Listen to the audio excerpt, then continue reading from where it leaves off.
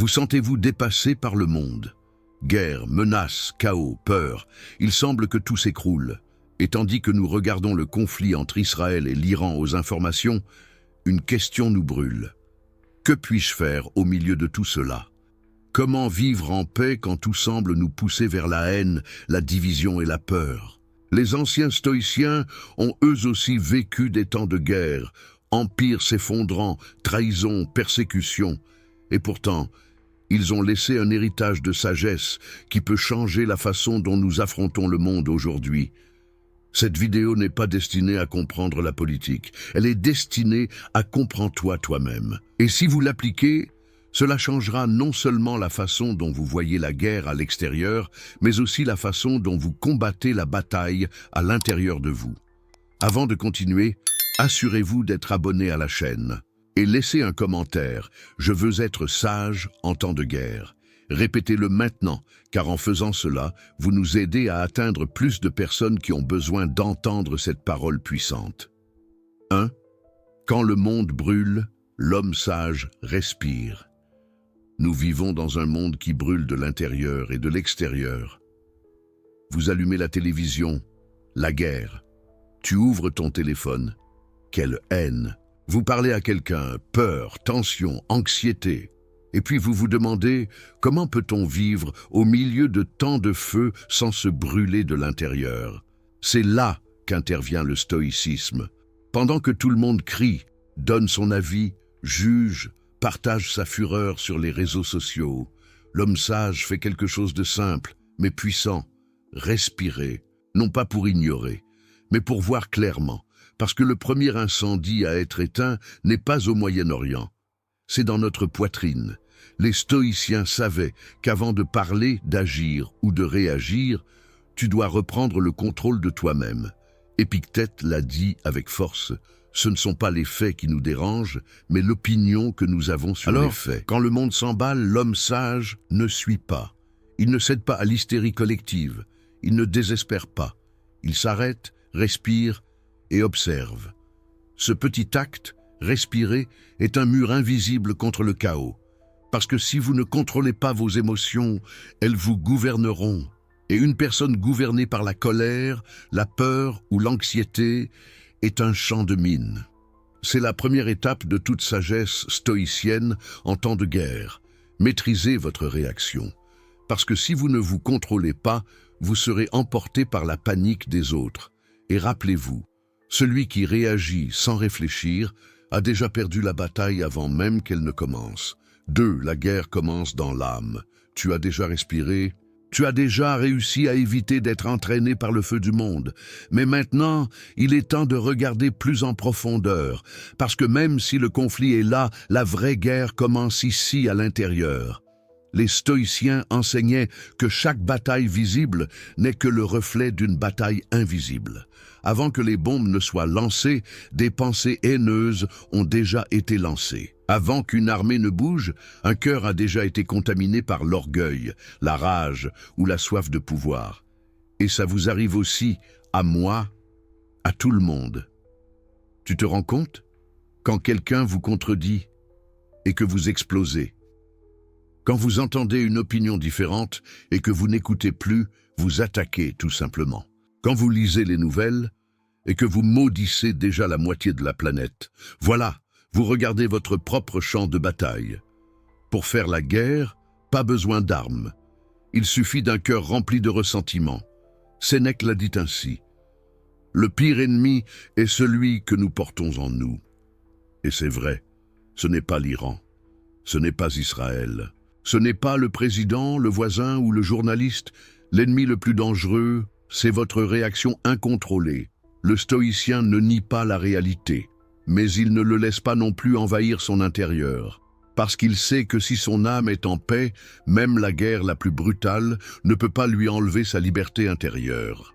Par conséquent, avant de souligner le conflit dans le monde, le stoïcien se demande « Quelle guerre est-ce que j'alimente en moi ?» Celui de l'impatience, celui de l'orgueil, celui d'avoir toujours raison. Ceci est la deuxième leçon.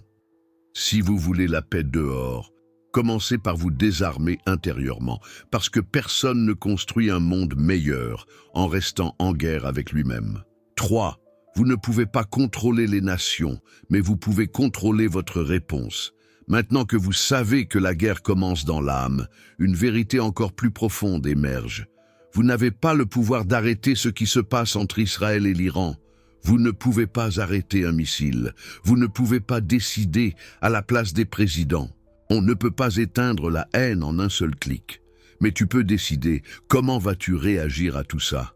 Et c'est là que les stoïciens nous donnent l'une de leurs armes les plus puissantes, la séparation entre ce qui dépend de vous et ce qui ne dépend pas de vous.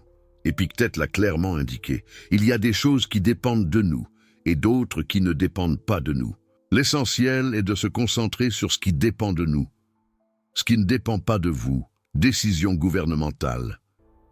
Les guerres qui éclatent dans le monde, ce que disent les nouvelles, ce que les autres pensent ou font, ce qui dépend de vous, votre réaction, ton calme, votre jugement, votre capacité à éviter d'être infecté par le chaos. Le stoïcien ne devient pas esclave des circonstances. Il ne vit pas comme une feuille qui souffle dans le vent. Il est la racine, ferme, même si le monde tremble. Et vous, que nourrissez-vous avec vos mots, vos pensées, vos émotions? Semez-vous la paix ou partagez-vous la même haine que vous critiquez? Voici la clé. Vous ne pouvez pas contrôler les nations, mais vous pouvez garder la guerre hors de votre cœur. Et ça change tout. Si ce contenu vous interpelle, n'hésitez pas à le liker et à le partager avec quelqu'un qui a besoin de voir le monde avec sagesse. N'oubliez pas de vous abonner pour continuer à recevoir des enseignements comme celui-ci. 4. La clarté dans les moments sombres est une forme de pouvoir. Vous avez déjà compris que vous ne pouvez pas contrôler ce qui se passe là-bas, mais vous pouvez contrôler ce que vous en faites. Vient maintenant quelque chose de crucial, voire clairement. Parce qu'en temps de guerre, la violence n'est pas la chose la plus courante. C'est de la confusion.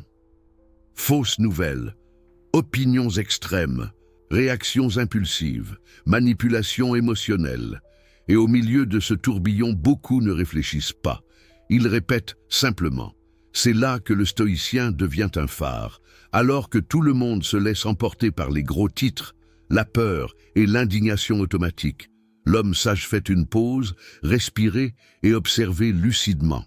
Marc Aurèle l'a dit clairement, l'esprit du sage est comme un miroir, il reflète tout mais n'est souillé par rien. C'est ça la clarté. Ce n'est pas du froid, ce n'est pas de l'indifférence, et la force de ne pas perdre la tête quand le monde perd son jugement. Un stoïque ne croit pas tout ce qu'il entend. Il ne répète pas ce sur quoi il n'a pas réfléchi. Il n'attaque pas simplement parce que d'autres attaquent. Il se demande, que se passe-t-il réellement? Quelle partie est vraie? Quelle partie de l'émotion est déguisée en information? Parce que lorsque vous n'avez pas de clarté, vous êtes un soldat sans direction. Vous lancez des mots comme des flèches, mais vous ne savez pas qui ni pourquoi. Vous réagissez, vous vous énervez, vous vous mettez en colère, et tout cela à cause du nombre. Mais celui qui voit clairement ne tombe pas dans les pièges, ni des médias, ni de son propre ego. Et vous, voyez-vous le monde tel qu'il est, ou tel que vos émotions vous le peignent? Voici la prochaine leçon. La clarté dans les moments difficiles n'est pas seulement un avantage, c'est un acte de résilience, parce que ceux qui voient clair choisissent mieux, et celui qui choisit le mieux souffre moins, détruit moins, et vit plus en paix. 5. L'histoire n'est pas nouvelle, mais notre réaction l'est. Après une observation claire, vient une révélation encore plus inconfortable. Cette guerre n'est pas nouvelle. Ce que nous voyons entre Israël et l'Iran, entre l'Est et l'Ouest, entre des peuples qui se détestent, c'est déjà arrivé. Rome est tombée comme ça. Babylone, Grèce, Jérusalem, chaque empire, chaque royaume, chaque époque a eu ses guerres, ses ennemis, ses justifications. Savez-vous ce qui change? La façon dont tu réagis. Car si nous ne faisons que répéter la réaction de ceux qui ont vécu avant, avec haine, vengeance, division, Donc l'histoire, on le répète, mais ça ne nous apprend rien. Et cela, pour les stoïciens, était une erreur fatale. Marc Aurèle a écrit dans son Méditation « Tout ce qui arrive est déjà arrivé. Seuls les visages des acteurs changent. » Alors, qu'est-ce qu'on fait? Nous avons changé la réponse. Si le monde agit avec violence, nous répondons avec sagesse. Si le monde court à toute vitesse, nous marchons avec détermination. Si le monde crie, nous réfléchissons. Non pas à cause de la faiblesse, mais parce que conscience. Parce que la force ne réside pas dans la répétition de l'histoire. La force est d'embriser le cycle. Chaque génération a le choix. Être un écho du passé, ou soyez la voix de quelque chose de nouveau. Et c'est là que vous intervenez. C'est vous qui décidez si cette guerre ne vous laisse que peur, ou si cela vous laisse du caractère. C'est à vous de décider si vous souhaitez vous joindre aux cris des haineux, ou si vous devenez celui qui construit la paix par l'exemple. L'histoire n'est pas nouvelle, mais tu peux l'être une nouvelle réponse. Et cela, pour le stoïque, est le début de toute transformation. 6. Préparez-vous sans haïr, agissez sans détruire.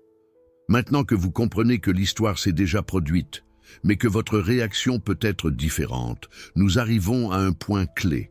Comment agir avec fermeté, sans tomber dans la haine? Car oui, le stoïque n'est pas passif. Ce n'est pas quelqu'un qui reste les bras croisés pendant que le monde s'effondre. Il n'est ni indifférent à la souffrance, ni naïf face au mal. Mais sa force ne naît pas de la colère. Elle naît de la maîtrise intérieure. Les stoïciens savaient que l'on peut défendre ce qui est juste, sans perdre votre âme dans le processus. Marc Aurèle dirigeait des armées. Il participait à de véritables guerres, et pourtant chaque nuit, il écrivait pour ne pas devenir comme ceux qu'il combattait. Parce que vaincre l'ennemi à l'extérieur ne sert à rien, si vous en devenez un à l'intérieur. Alors, comment se préparer au conflit? Avec conviction, mais sans fanatisme, fermement, mais sans arrogance, avec préparation, mais sans haine, avec conscience, mais sans besoin de détruire. C'est l'une des différences les plus profondes entre le sage et l'impulsif. La personne impulsive agit par réaction. La personne sage agit par décision. Et cette décision implique de ne pas laisser la douleur, la colère ou l'injustice changer nos cœurs. Parce que vous pouvez vous exprimer sans perdre votre compassion. Vous pouvez défendre votre foi, votre nation, votre famille, sans devenir aveugle, agressif ou cruel. Le stoïcien ne se prépare pas seul à mener une bataille extérieure. Préparez-vous d'abord afin de ne pas perdre son intégrité interne. Et celui-là, Diego, est la vraie victoire. Agir sans contaminer. Parce que n'importe qui peut prendre une arme. Mais seulement les plus forts peuvent rester humains en temps de guerre. 7. L'émotion ne devrait pas être votre commandant. Après avoir compris que vous pouvez agir fermement sans détruire, il y a quelque chose que vous devez surveiller attentivement. Vos émotions. Parce que le danger n'est pas toujours à l'extérieur. Souvent, l'ennemi qui vous domine est l'émotion que vous ne contrôlez pas. Les stoïciens n'ont jamais nié les émotions. Ils savaient que nous étions humains. Nous ressentons de la peur. Nous sommes blessés par l'injustice. La trahison nous brûle. Mais ils savaient aussi quelque chose que la plupart des gens oublient. Si vous laissez l'émotion prendre le dessus, vous devenez un esclave. Une armée sans discipline se détruit elle-même. Un esprit sans direction émotionnelle aussi. Épictète a dit « Lorsque vous vous laissez emporter par vos émotions sans raison, vous renoncez à votre liberté. » Et nous le constatons tous les jours. Les gens qui explosent à cause d'informations non vérifiées. Les gens qui attaquent pour une opinion différente. Des familles divisées non pas par des faits, mais par des sentiments mal gérés. Le stoïcien n'agit pas par émotion, mais avec conscience de l'émotion. Il la reconnaît, il l'observe, il la comprend. Mais il ne cède pas la barre, parce qu'il sait que la haine obscurcit le jugement, la colère brise les relations, la peur paralyse, et l'orgueil vous aveugle. Et vous, qui dirige votre vie en ce moment? Est-ce vous ou est-ce vos émotions?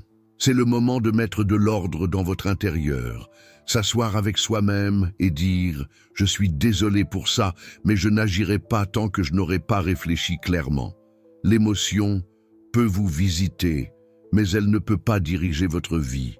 Cela, pour les stoïciens, faisait partie du véritable pouvoir, se commander à soi-même.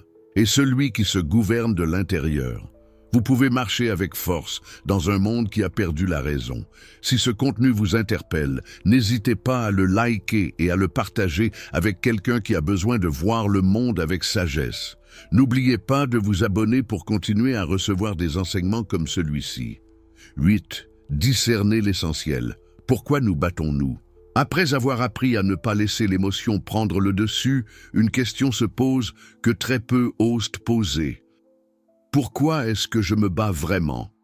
Parce que se battre ne suffit pas. Il ne suffit pas d'avoir raison.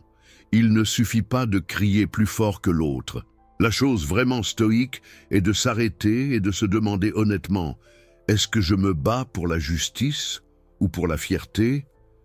Est-ce que je défends une valeur ou est-ce que j'attaque par peur? Est-ce que je cherche la vérité ou est-ce que je veux juste gagner? Les stoïques étaient experts dans l'examen de leurs intentions. Ils savaient que la pire bataille est celle menée pour les mauvaises raisons. Et le plus douloureux, c'est quand on ne sait même pas pourquoi on se bat. Marc Aurèle l'a laissé par écrit. Beaucoup se battent sans connaître leur cause, et d'autres meurent sans avoir vécu avec un but. En temps de guerre, que ce soit entre nations ou dans votre propre pays, tout le monde veut gagner. Mais presque personne ne demande « Quel est le but de ma lutte ?» Et c'est ici que commence la sagesse. Lorsque vous arrêtez de vous battre pour l'ego et que vous commencez à vivre avec un sens, quand vous arrêtez de réagir et commencez à agir avec une direction, vous vous disputez peut-être avec votre partenaire, se battre sur les réseaux sociaux, critiquer une nation entière, mais si tu ne sais pas pourquoi tu le fais, tu es déjà perdu. Vous tirez dans le noir et vous finirez probablement par vous blesser. Le stoïcien s'arrête donc, réfléchit et purifie son intention. Il ne se bat pas par impulsion, il se bat avec un objectif. Il ne se bat pas pour avoir le dernier mot, il se bat pour défendre la vérité. Parce que quand tu sais pourquoi tu te bats, ton cœur trouve sa direction. Et avec une direction, tout le reste se met en place, vos paroles, vos décisions, votre esprit. L'homme sage n'évite pas le conflit, mais il n'y entre jamais sans savoir pourquoi. 9. Votre âme est votre véritable frontière. Maintenant que vous savez que se battre sans but, c'est se perdre, la vérité stoïque suivante vient. La bataille la plus importante n'est pas celle du territoire, mais celle de votre moi intérieur. Les pays ont des frontières. Israël a ses limites, l'Iran aussi. Et les guerres commencent lorsque ces frontières sont menacées. Mais toi, as-tu tracé tes propres frontières? Ou quelqu'un peut-il envahir votre paix, bouleverser votre humeur ou détruire votre journée avec un simple mot? Le stoïcien comprend que son âme a également besoin de défense, pas avec des murs physiques, mais avec conscience, discipline et vigilance constante. Parce que quel est l'intérêt de gagner une dispute si vous perdez votre paix? Quel est l'intérêt de défendre votre pays si vous abandonnez votre humanité? À quoi bon avoir raison si votre moi intérieur est gouverné par la colère, le jugement ou l'arrogance? Épictète enseignait que l'âme doit être une forteresse et non un champ ouvert. Et cela implique savoir ce que vous laissez entrer et ce que vous décidez de garder à l'extérieur. Laissez-vous entrer les critiques destructrices? Accordez-vous du pouvoir à ce qu'un inconnu dit sur les réseaux sociaux? Laissez-vous les mauvaises nouvelles contrôler votre humeur toute la journée? Vos frontières sont donc vulnérables. Et le pire, quand vous ne protégez pas votre moi intérieur, vous commencez à projeter vos blessures sur les autres. Vous jugez davantage. Tout vous offense. Vous devenez dur mais pas sage, et ainsi vous devenez la chose même que vous critiquez tant. Par conséquent, le stoïcien ne prend pas seulement soin de ce qu'il dit, il prend soin de ce qu'il laisse habiter dans son cœur. parce qu'il sait que la guerre la plus dévastatrice ne se mène pas à l'extérieur, mais à l'intérieur de soi-même. Et vous, combien de fois avez-vous été envahi par la haine des autres? Combien de fois êtes-vous devenu une victime? Simplement parce que vous n'avez pas défendu votre âme. Protéger son intérieur est un acte de sagesse, et aussi un acte d'amour. Car celui qui garde son âme en paix, il est capable de transformer son environnement, même au milieu du chaos. 10. La fermeté n'est pas une violence, c'est une vertu. Une fois que vous comprenez que votre âme doit être protégée comme le trésor qu'elle est, une question inévitable se pose. Comment rester fort sans devenir dur? Parce que beaucoup de gens confondent être ferme et être agressif. Ils pensent qu'élever la voix, c'est avoir de l'autorité. Crier plus fort, c'est avoir plus raison. Que s'imposer avec colère, c'est avoir du caractère. Mais cela n'est pas de la fermeté. C'est une faiblesse déguisée en force. Le stoïcien sait que la vraie fermeté ne crie pas. Elle tient. Il ne réagit pas. Il répond. Il ne déborde pas. Il reste debout, sans renoncer à l'essentiel. Sénèque a dit « La vertu n'a pas besoin de violence. Sa force réside dans la stabilité. » Et vous l'avez vu, la personne vraiment forte est celle qui ne se laisse pas entraîner. Vous pouvez être au milieu d'une dispute et ne pas élever la voix. Vous pouvez entendre quelque chose d'injuste sans perdre le contrôle. Vous pouvez défendre votre vérité sans attaquer les autres.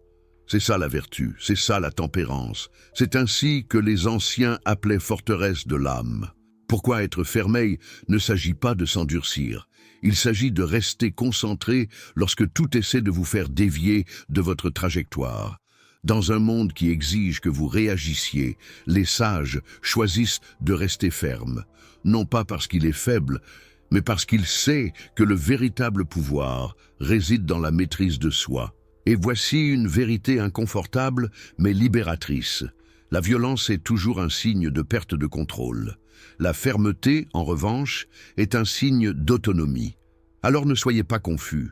Vous n'avez pas besoin d'être agressif pour être respecté. Vous n'avez pas besoin d'attaquer pour protéger vos valeurs. Vous avez besoin de vertu. Et la vertu ne se voit pas dans la façon dont tu cries. On le voit dans la façon dont tu restes. 11. La vraie guerre est celle du caractère. Après avoir compris que la fermeté est une vertu et non une agression, il est temps de se tourner vers la bataille plus silencieuse, mais aussi le plus décisif, la guerre que personne ne voit, celui qui n'apparaît pas dans les nouvelles, celui qui ne laisse aucune trace physique, mais qui peut détruire des vies de l'intérieur. Nous parlons de la guerre de caractère, celui contre qui tu te bats chaque jour quand tu te réveilles, lorsque vous décidez si vous agirez par ego ou par conscience, de la colère ou de la raison, par orgueil ou par humilité. Marc Aurèle, empereur du monde connu, a écrit dans son journal « La véritable lutte de l'homme est celle contre ses propres impulsions. » Et c'est vrai. Vous pouvez être très poli en public. Mais si à l'intérieur vous êtes rempli d'envie, de mépris ou d'un besoin de vengeance, donc tu ne gagnes pas. Tu perds. La seule bataille qui compte vraiment. Parce que ce que tu es quand personne ne te voit, c'est ce qui définit votre caractère. Et le stoïcien le sait. C'est pourquoi il travaille sur son moi intérieur plus que sur son image. Exploiter leurs pensées, affiner leurs intentions, corriger leurs faiblesses. Avez-vous du mal à avoir le dernier mot ou pour avoir une vie cohérente? Vous défendez des idées nobles. Ou alors vous cachez simplement vos blessures intérieures avec des discours durs. La guerre de caractère se joue dans chaque petit geste. Quand tu choisis de rester silencieux pour ne pas blesser. Quand vous décidez de demander pardon. Quand tu gardes la vérité même si ça fait mal. Quand tu ne te trahis pas pour l'approbation des autres. Le stoïcien n'est pas parfait, mais il est un guerrier constant à l'intérieur. Et il sait que s'il gagne en lui-même, rien ni personne ne pourra le vaincre à l'extérieur. La vraie guerre n'est pas contre les autres, c'est avec toi. Et si vous n'y faites pas face, peu importe le nombre de batailles que vous gagnez là-bas, tu auras déjà été vaincu. Si ce contenu vous interpelle, N'hésitez pas à le liker et à le partager avec quelqu'un qui a besoin de voir le monde avec sagesse. N'oubliez pas de vous abonner pour continuer à recevoir des enseignements comme celui-ci. 12. La compassion n'est pas une faiblesse, c'est du courage. Après avoir reconnu que la véritable guerre se déroule à l'intérieur de soi-même, une confusion courante surgit. Si je fais preuve de compassion, me verront-ils comme faible? En temps de guerre, qu'elle soit physique, émotionnelle ou idéologique, la compassion est souvent perçue comme une reddition, comme si avoir de l'empathie était synonyme de fragilité, comme si pardonner était s'abaisser, comme si comprendre l'autre était trahir sa cause. Mais les stoïques ne pensaient pas de cette façon. Ils savaient que la compassion ne naît pas de la faiblesse, mais de la force intérieure. Sénèque a écrit « L'homme sage est ému par la douleur, non pas parce qu'il la maîtrise, mais parce qu'il choisit de ne pas être indifférent. » Et qu'est-ce que cela signifie? Cela signifie que vous pouvez défendre vos principes sans déshumaniser ceux qui pensent différemment. Vous pouvez corriger sans humilier.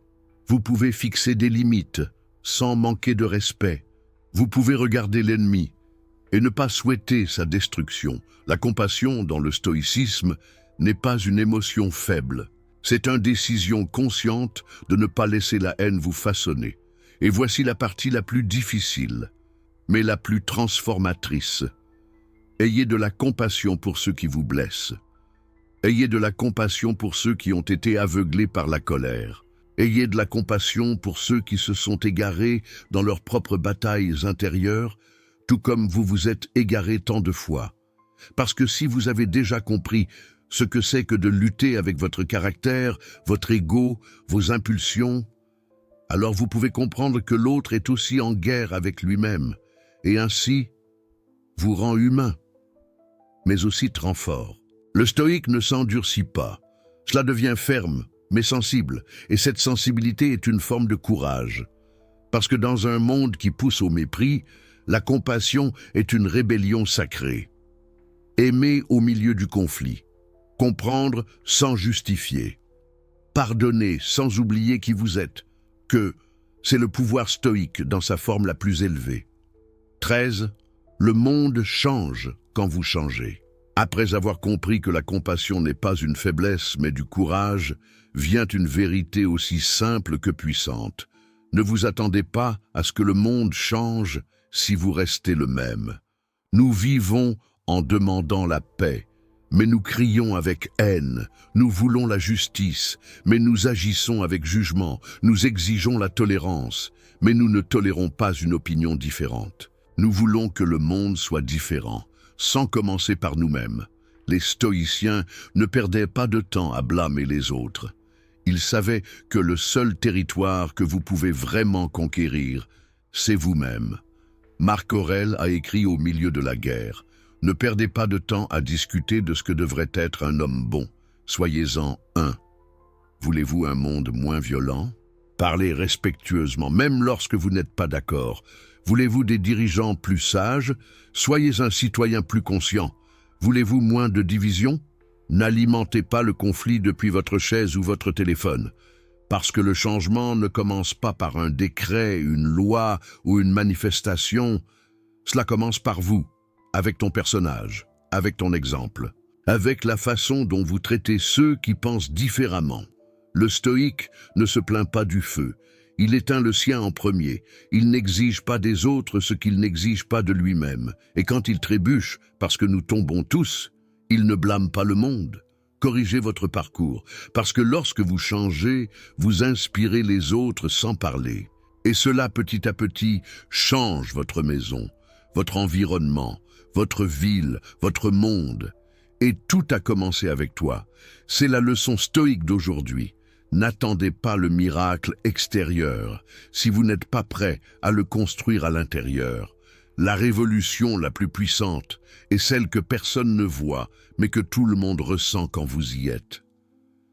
14. La sagesse est plus puissante que les armes. Après avoir supposé que le changement commence par vous, vous devez savoir avec quelles armes vous combattrez votre bataille intérieure.